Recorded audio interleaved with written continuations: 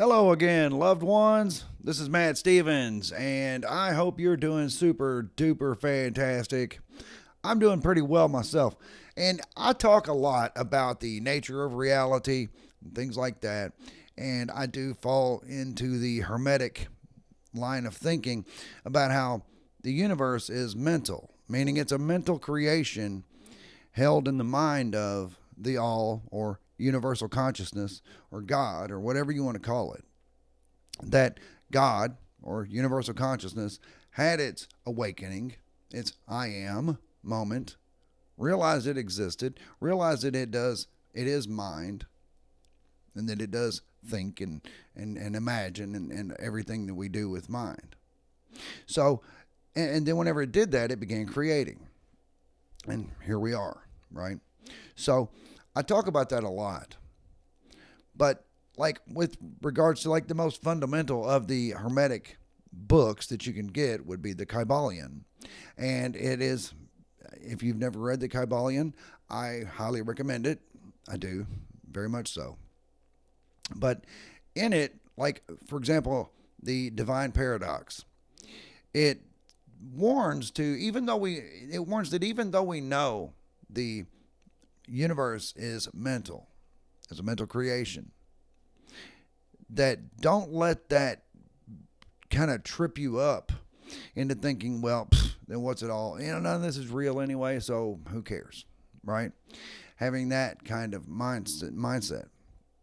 But you see, I go a little bit further than that. I go that's like the very beginning. That's the very beginning of this construct, this reality that we exist in.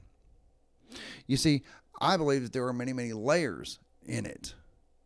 And I do not rule out, in fact, I rule in, if that's a way of wording it, the the possibility of a simulation. Because I feel like anything that is possible, anything that could happen, is going to happen at some level, in some way. And there's lots of evidence that would suggest that this particular construct is a simulated environment. From all the way down from the perfection of creation with the golden ratio and Fibonacci sequences, all of that. Everything is too perfect. There is no disorder anywhere in the cosmos. So, anyway, that's kind of getting off topic of what I want to discuss today. But like, even if you are one of those that believes, as hermeticists do, that all is mind, that everything exists in mind, there really is no matter. Or if you are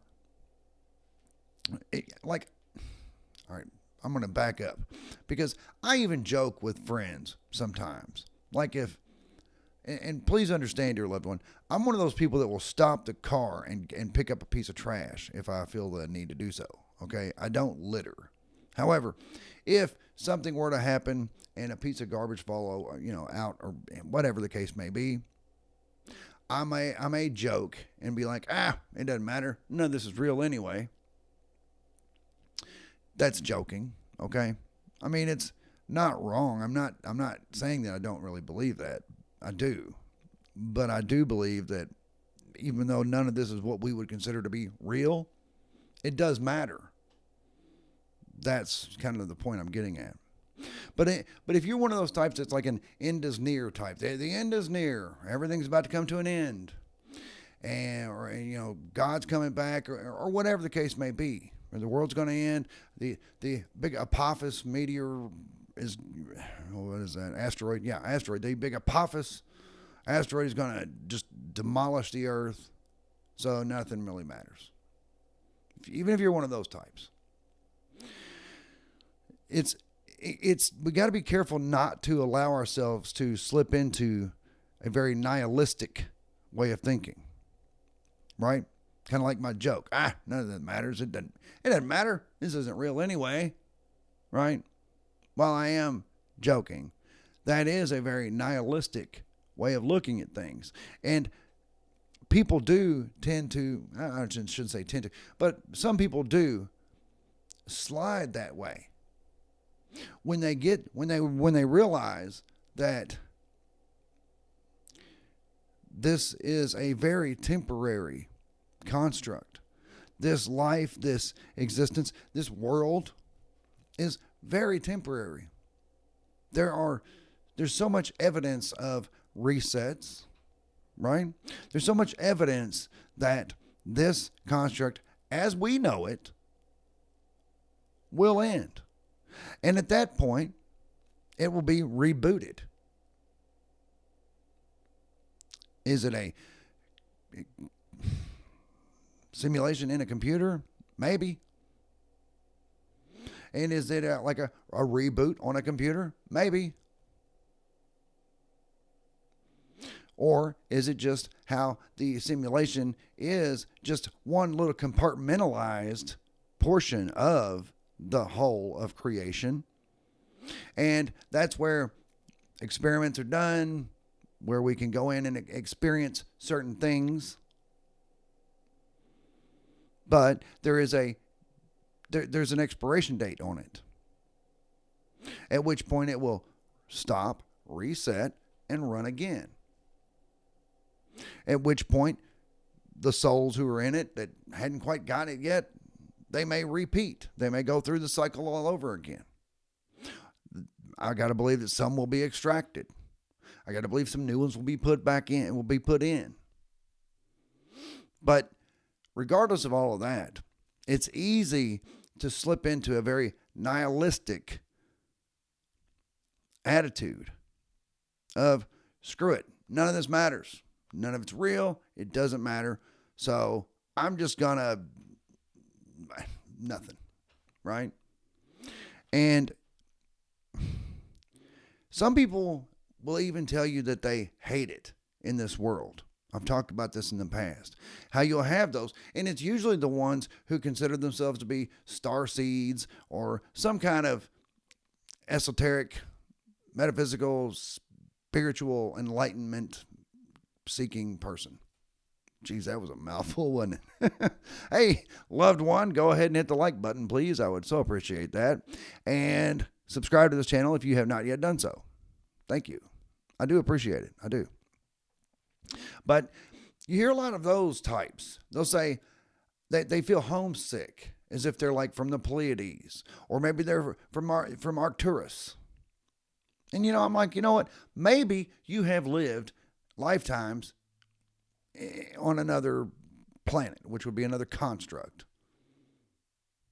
It's not another planet, but I'm not going to get into that right now. But that's not even important.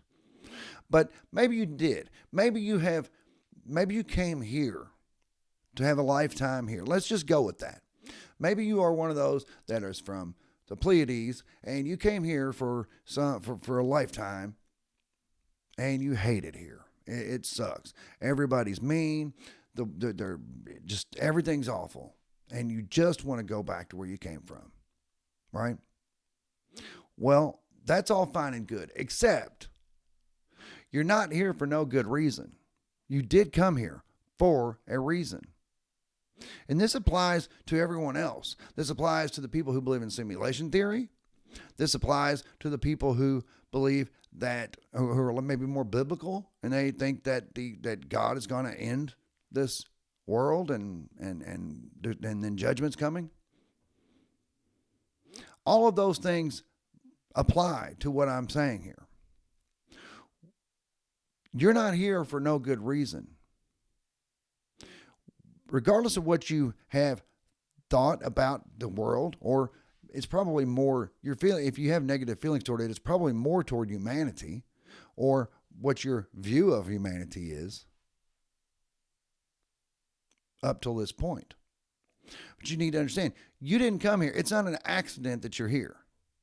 You didn't come here for no reason. You certainly didn't come here to hate it here. You certainly didn't come here to just blow it off. You're like, none of this is real anyway, so screw it. But even though it's not real. Meaning, when I say it's not real, it's not subjectively real. Okay?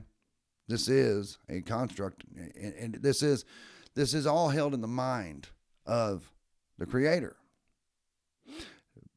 But as I've said, there may be, I don't know how many constructs there could be, unlimited amount of constructs. But and the one we are in right now, this one which is 3D, right? It's three dimensional, and it is linear, meaning we observe time.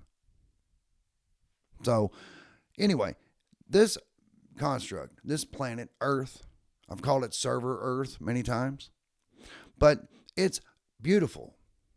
It is a beautiful place. It is so rich with diversity of climate, terrain, life. I mean, just the ocean, from the oceans to the deserts to the jungles, you name it. It's so beautiful and it's so rich. I mean, we can look at other planets and think, yeah, that looks pretty cool, but it's kind of bland. It's kind of boring. Not this one. No. We've got so much, from the oceans to the mountaintops, all of that. But you're not here for no good reason. You came here for something. What is that?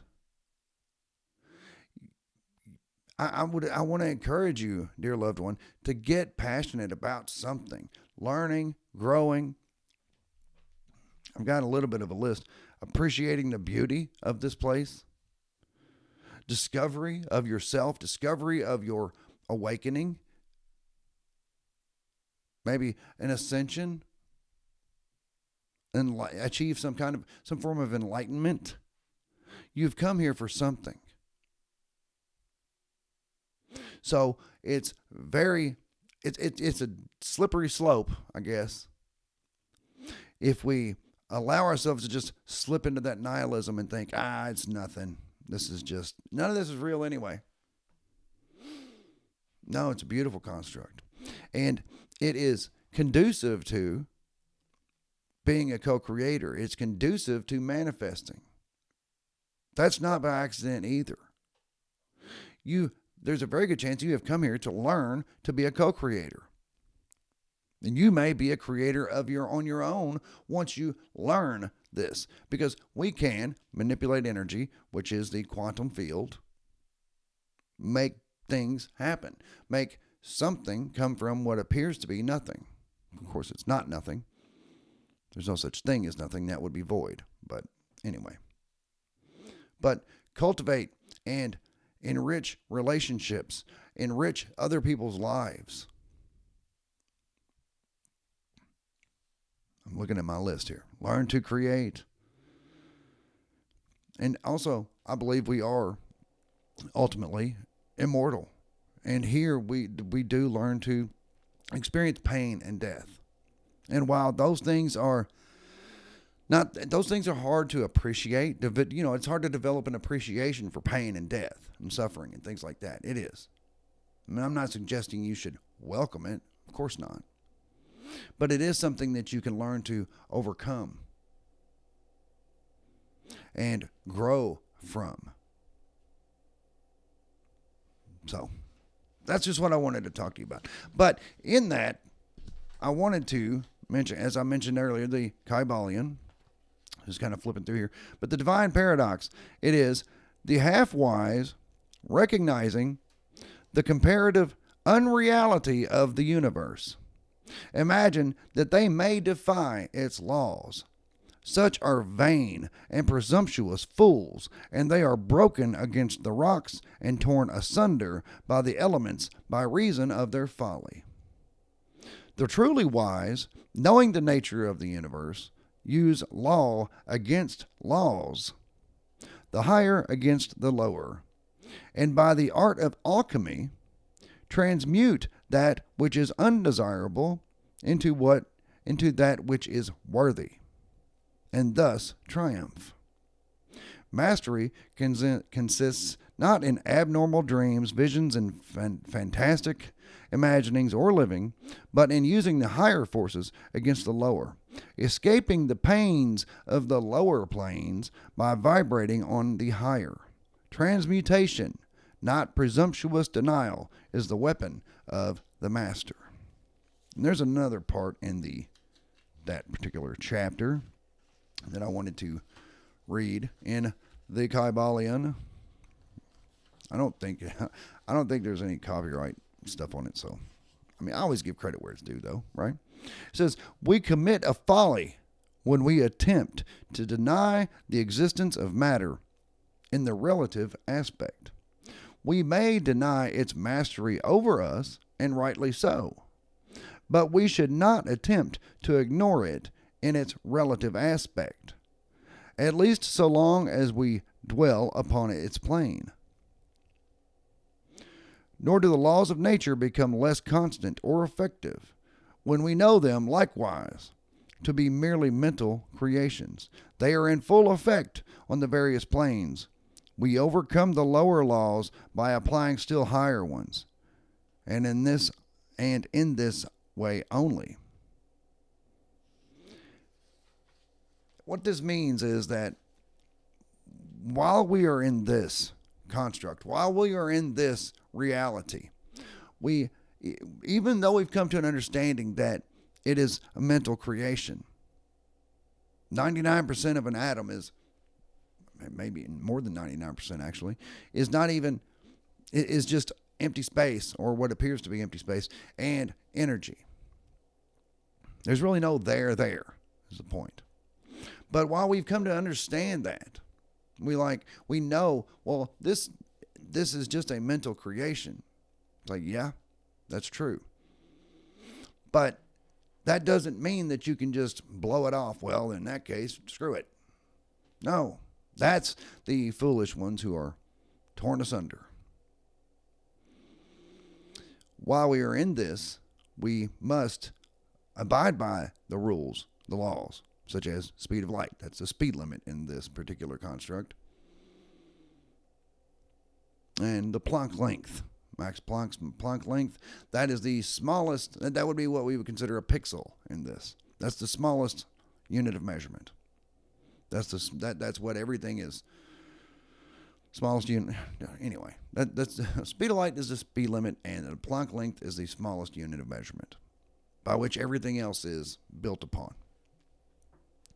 But we are in this for a reason. No doubt a beautiful reason. You're here to learn and grow, reach some form of enlightenment, to learn to manipulate the quantum field, in other words, to be a co-creator, to manifest. You came here, I believe, voluntarily. I believe enthusiastically, because you knew that this was, while it's going to be a very tough experience, this experience in this construct, I think you came here knowing that's going to be a rough one. It's going to be hard. There's going to be a lot of suffering. There's going to be a lot of pain. There's even going to be death. But the prospect of learning and growing in such a beautiful place, and it's just, there's so much to learn. There's so many ways we can grow. There's so many ways we can ascend, achieve some enlightenment in this. So I say to you, loved one, you didn't come here for no good reason. You're definitely here for a very good reason. But you need to take it seriously and understand that this, while everything around me is illusion, why am I in this illusion? What have I come here to learn? What have I come here to experience? If you get passionate about that and start digging into that, this may be your last go around here. When this construct resets, you will probably be extracted out of it and moved on to something else. I don't know. But I know that hating it here or thinking none of this matters is not the way to go. So anyway, loved ones, I just wanted to get that out there because I do talk a lot about the, nature of reality and the unreality of reality. But please remember to hit the like button and subscribe to this channel. Share this video with someone you think might want to hear it. And that's what I got for you. I do love you, and I'll be back directly.